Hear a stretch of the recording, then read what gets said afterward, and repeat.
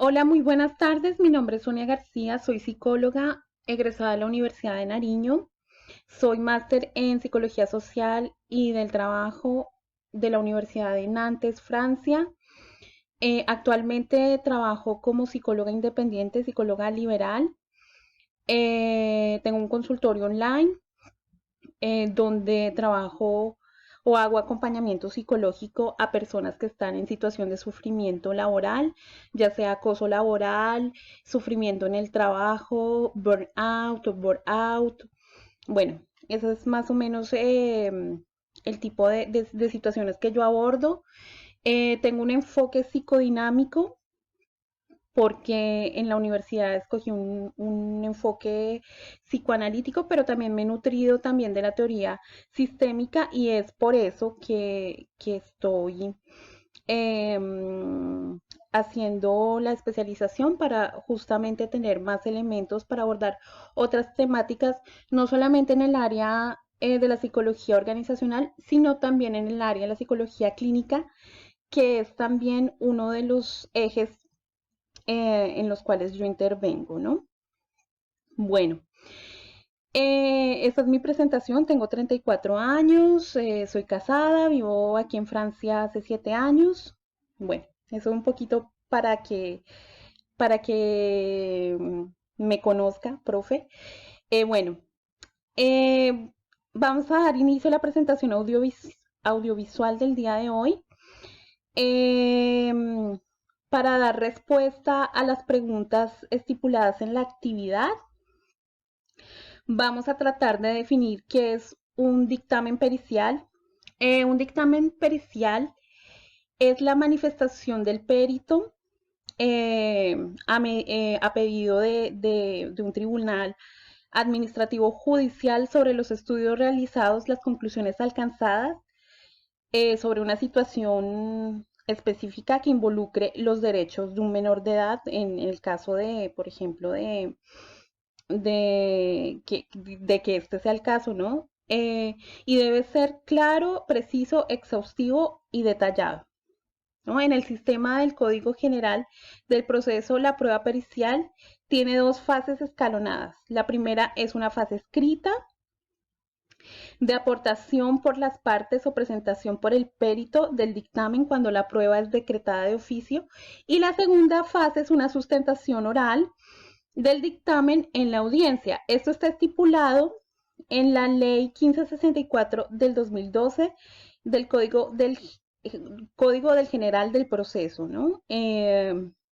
Bueno, yo dividí la primera pregunta como en partes, ¿no? Para dar respuesta.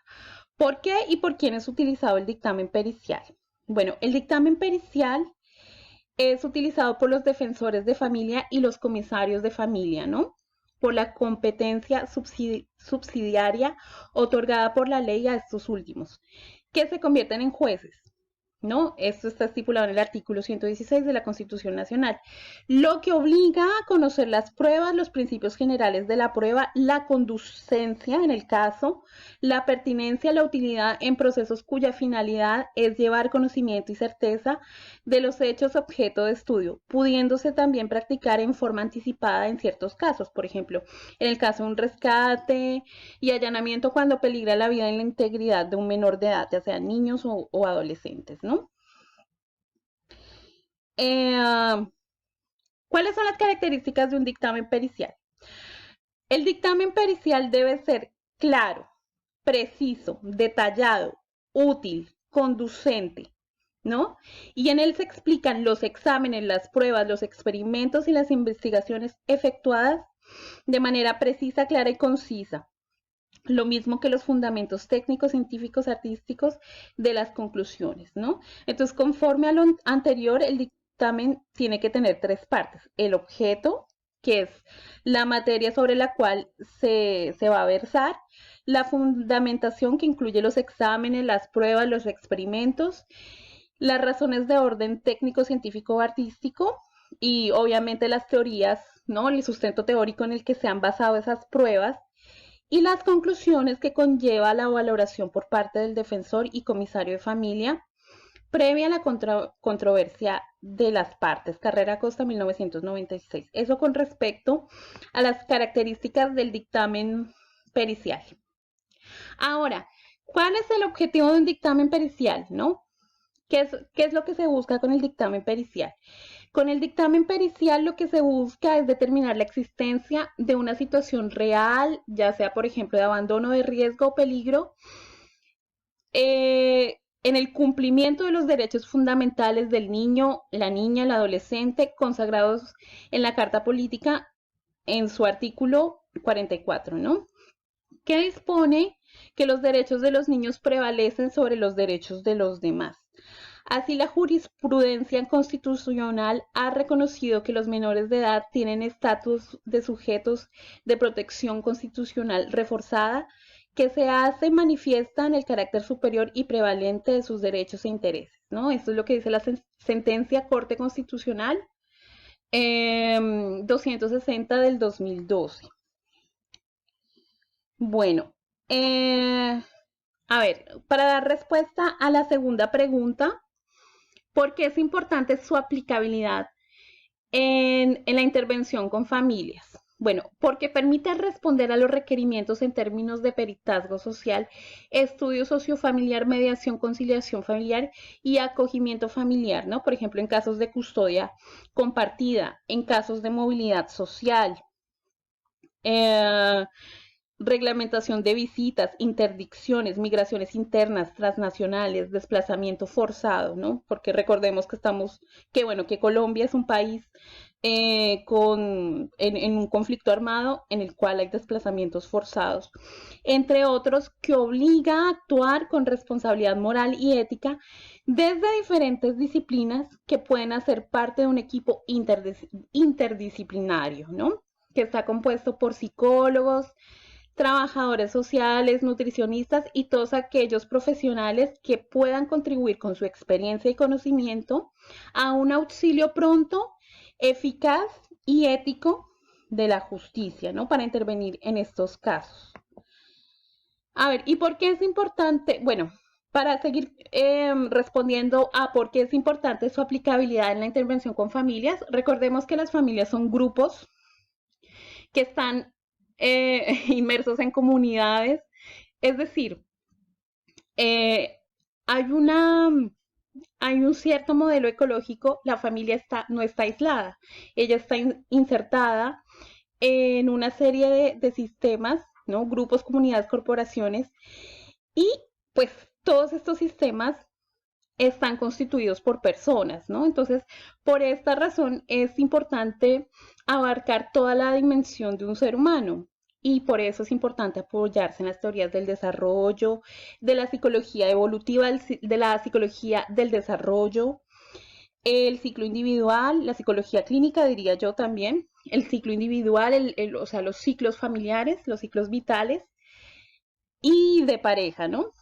Entonces, dentro de la familia existen dinámicas que requieren análisis transversales y longitudinales para comprender y a partir de esa comprensión tomar decisiones, ¿no? Por ejemplo, en el caso de las familias que tienen crisis estructurales. Las familias tienen un montón de crisis vitales, etcétera, ¿no? Crisis que son pasajeras, pero cuando hay crisis estructurales, sus dinámicas pueden llegar a ser disfuncionales y pueden crear perturbaciones psicológicas y emocionales que ponen en peligro la integridad y el desarrollo cognitivo, psicológico y emocional de los menores de edad, ¿no? Entonces, por eso es importante, ¿no?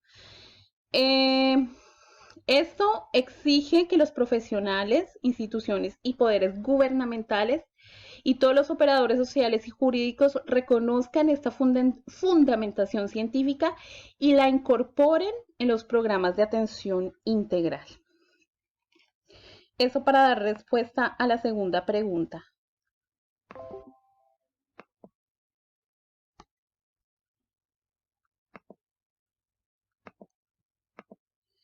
Bueno, ¿cuál es el aporte del dictamen pericial al estudio y abordaje de los sistemas familiares, ¿no? Bueno, existe una corresponsabilidad entre la familia, el Estado y la sociedad, ¿no? Entonces aquí miramos como la teoría sistémica, ¿no? El modelo, me estoy refiriendo específicamente al modelo ecológico de Bonfenbrenner de 1987, en el que habla que hay un microsistema, que puede ser la familia, un mesosistema, que puede ser el barrio, exosistema, que puede ser la ciudad, hasta hay un globosistema, o sea, es decir, estamos inmersos en sistemas, ¿cierto? Entonces, hay una corresponsabilidad de todos estos sistemas que están comunicados entre sí, interconectados entre sí. Y entonces los fundamentos del pensamiento sistémico facilitan y posibilitan el cambio de las relaciones humanas, facilitan la co-creación y la colaboración de todos estos sistemas, ¿no? De las áreas de conocimiento facultadas para ser operadores sociojurídicos. Esto requiere un desarrollo de habilidades de trabajo multidisciplinario, ¿no? Un trabajo en equipo multidisciplinario y la capacidad de operar con ámbitos inciertos y ambiguos. Una sólida fundamentación jurídica, el fortalecimiento de las técnicas disciplinarias e investigativas y la interacción en redes virtuales y presenciales, ¿no? Para la producción de conocimiento a partir de la investigación básica. Es decir, tiene que haber una colaboración conjunta, no solamente de los sistemas sociales, sino también de las disciplinas, para aportar, ¿no? Conocimiento, producción de conocimiento, y a partir de eso realizar dictámenes periciales que van a poder, van a permitir que los jueces o las autoridades, autoridades jurídicas puedan tomar las decisiones más éticas, ¿no? Con respecto a los menores de edad. ¿Cuál es el aporte de la ley 1098 de 2006 para la elaboración de los dictámenes periciales en familia? Bueno, en noviembre del 2006, con la ley 1098, se adopta el nuevo Código de la Niñez, la Infancia y la Adolescencia, la cual ratifica la consideración universal de que la familia y los niños, los menores de edad, son sujetos de derechos, ¿no? Y promulga el principio de corresponsabilidad, la participación mancomunada entre Estado, familia, sistema y sociedad civil. Ahí miramos como la interconexión de los sistemas.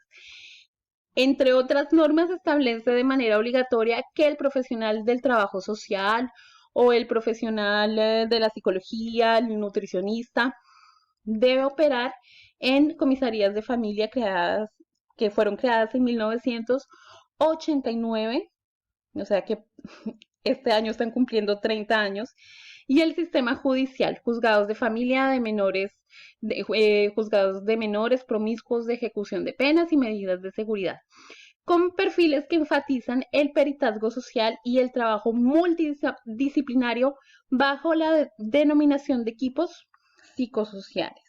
Eso fue lo que determinó la ley 1098 del 2006 para la elaboración de dictámenes periciales.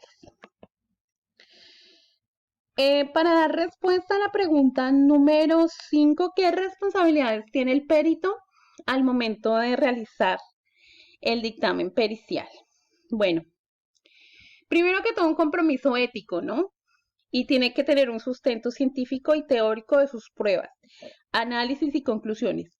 No puede tener relación con las partes, ni de consanguinidad, ni de amistad, ni de enemistad, ni de relaciones contractuales, porque si no tiene que declararse impedido. Debe haber claridad respecto al objetivo del dictamen y los aspectos a informar, ¿no? Como habíamos visto, tiene que ser claro, conducente, detallado. Y debe pensarse en cómo debe presentarse la información y a quién va dirigida de manera clara, comprensible y ordenada, ¿no? Esta investigación se hace a través de procedimientos, ya sea entrevistas, visitas domiciliarias, observaciones, eso con respecto al trabajador social, ¿no? Nosotros como psicólogos también pues trabajaríamos entrevistas, quizás pruebas psicotécnicas, ¿no? Etcétera.